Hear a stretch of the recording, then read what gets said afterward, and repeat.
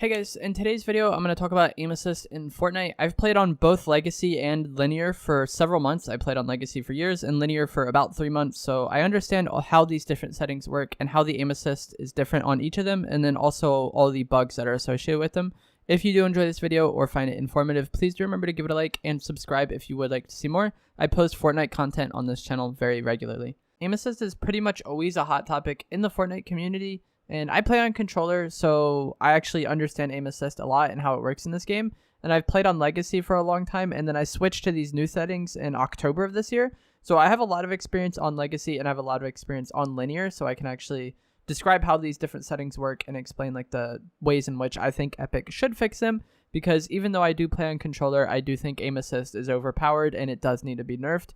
People who try to defend aim assist just because it benefits them is like really odd to me. Like, I don't know how you can play this game and not realize that some of these things are just a joke and not how it should be. So first of all, there was new settings added for controller players in about September of last year, and even though these new settings were added, they still gave players the option to go back to the old or legacy settings. So legacy settings, when you hear someone say legacy, are basically the old Fortnite settings before the new ones were added. And this has the ADS or LT lock on. When you aim down sights, if your crosshair is close to an opponent, it will snap to them. And this is just insanely overpowered, especially for long range. I've played shooters for a very long time, and I've never played a game where you just spam aim down sights and then lock onto people. I'm not sure how anyone is still like defending this, or why Epic even still has it in the game. If they added new settings, they just should have taken Legacy away. And that's what I thought they would do initially. Like when they left it in, I thought it was just there in case there was any massive problems with the new settings. And then they would phase Legacy out eventually. But that's not what they ended up doing. Legacy is still in the game and it is still very powerful. The new settings, which were added in September of last year, give you the option of a linear or exponential curve for your sensitivity. And this is the main reason why people use it, is to get linear sensitivity curve. Basically, it just makes your sensitivity very consistent. If you're a mouse and keyboard player, think of this like turning off aim acceleration or mouse acceleration. That's basically what playing on linear is. It just makes your sensitivity very consistent. It makes it to where like once you put in the time and get used to it, you can actually be a lot more consistent with your aiming. But when they added these new settings in September of last year, there was also a lot of bugs with them that they never addressed or fixed at all. And it's been basically 4 months at this time, maybe even 5. Like, it's been quite a while since these settings were added. So if you play on the new settings, you don't have aim assist through windows. There is no scoped sensitivity, which makes it very hard to use sniper rifles. And then there's also no edit aim assist. I don't personally use edit aim assist, but that's something that throws a lot of people off because they've gotten used to editing with it and then it's just gone for some reason on the new settings. Scoped sensitivity, like why wouldn't it be there? It just makes a lot of sense to have it. And then no aim assist through windows. Like, you could argue aim assist is OP and people shouldn't have it in the first place if you're like really far on the anti-aim assist camp. But if you think about it, imagine playing this game and your sensitivity feels a certain way all the time because you're used to aiming with aim assist, you know? When you aim on somebody, it feels a certain way. And then when that opponent is past a window or whatever piece of whatever that obstructs aim assist, your sensitivity just feels wildly different. It's very frustrating. And this is honestly my least favorite thing about the new settings. And I've honestly considered going back just because it is so frustrating having your aim feel drastically different because you're looking through a window. Like, there's a lot of fights that I miss out on, a lot of opportunities I mess up because my sensitivity is just drastically different when looking through a window. So they need to fix these problems. Once again, no aim assist through windows, no scope sensitivity, and there's no edit aim assist if you're playing on the new settings. And all of those things need to be fixed.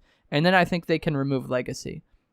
This is what I think they should do. Fix those problems, remove Legacy, and then also reduce hipfire aim assist on the new settings. I'm not really sure when this was added or when it was buffed because we don't get patch notes anymore. And sometimes we even get changes without a patch even happening. But at some point, I want to say it was around the time that the winter update happened with that added the snowmen and added like the ice locations. They buffed hipfire aim assist on the new settings. And now the hipfire aim assist is so incredibly powerful that like you couldn't miss if you wanted to. If you're close enough to the person and looking in their direction, you could not miss if you wanted to, especially with something like an SMG. And this actually makes it super awkward if somebody gets really up close to you. Like, let's say you're using a shotgun and someone gets really up close to you, your sensitivity goes so low because of the aim assist that like you can't aim the way you want to. Like you're just stuck hitting them in the body. You can't get a headshot. Or if their head's in front of you, you're stuck getting a headshot. You can't hit a body shot. Like it is, the aim assist up close on these new settings basically locks you in, and there's nothing you can do about it. And that might sound overpowered, and it really is, but it's also really frustrating in some situations, especially if someone is close to you and you edit a wall, pump them, and then you want to go reset that wall. Trying to drag your crosshair up to get the reset is going to be really slow because the opponent is really close to you, and that aim assist kicks in, and then you basically just can't move. So they need to reduce hipfire aim assist on the new settings. They need to remove legacy because ADS spam and just that entire aspect of ADS spam and having infinite aim assist at range is super overpowered. The new settings don't have ADS spam, and they don't have nearly as much long range aim assist. They just have really overpowered hipfire aim assist. Before they buffed the hipfire aim assist, I would argue that the new settings are actually very balanced, and it makes it to where the person using it has to actually be able to aim. But these hipfire buff just completely flush that down the toilet, and now hipfire is incredibly overpowered on the new settings, even to the point where it messes you up sometimes. And then obviously, like I said, they need to fix those problems with the new settings where you don't have aim assist through windows, you don't have a scope sensitivity, and no edit aim assist for those people who want to use it. And I feel like this is something that could happen very, very quickly and very easily on Epic's part. Remove legacy, fix those problems, which are all problems that should be easy to fix because they've fixed them in the past on legacy, and then remove the hipfire aim assist, or reduce it. Don't remove it, but reduce it, and then the game is just way more balanced. I'm not sure why Epic continues to like not actually address the aim assist problem. I'm not sure if they just like having like the heated debate within the community, or I've seen people argue that like this is what controller players need to compete. But I don't think that Epic's goal should be to make controller players and keyboard players compete with each other. If competition happens and some controller players do well and some keyboard players do well, like that's fine, it's whatever. But it shouldn't be a design goal, and they shouldn't be giving unfair advantages to one over the other so that one has like a distinct advantage. It just makes no sense. The same thing could be said of edit aim assist, or not edit aim assist, edit sensitivity and build sensitivity on keyboard. I believe that keyboard players don't have those things. I've never played keyboard. I've always played controller. But I believe that there's no edit sensitivity or build sensitivity on keyboard. And just like, why is that? If controller is going to have it, then keyboard should have it too. Like Epic's goal should be to make Fortnite the best game it can be, not to try to make these weird instances where controller or keyboard have certain advantages over each other.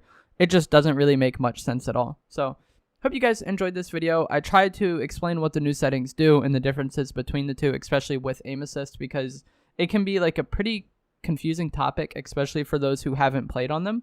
I've played for probably like 2 years or almost something like that on legacy. I've played for about 4 months, I think, on linear, or maybe 3 months. I've played for a good amount of time on each of them. So that's why I feel like I am qualified to talk about this and actually explain the differences between how the settings work and how the aim assist works differently on the different settings, because it's a very convoluted, complicated topic, and I don't really know what they were doing, but there's a lot of problems with it and a lot of things that have just gone ignored for quite some time. So I hope you guys enjoyed this video. If you did, please remember to give it a like, subscribe if you would like to see more, and turn on notifications if you want to see every video that I upload. Thanks for watching.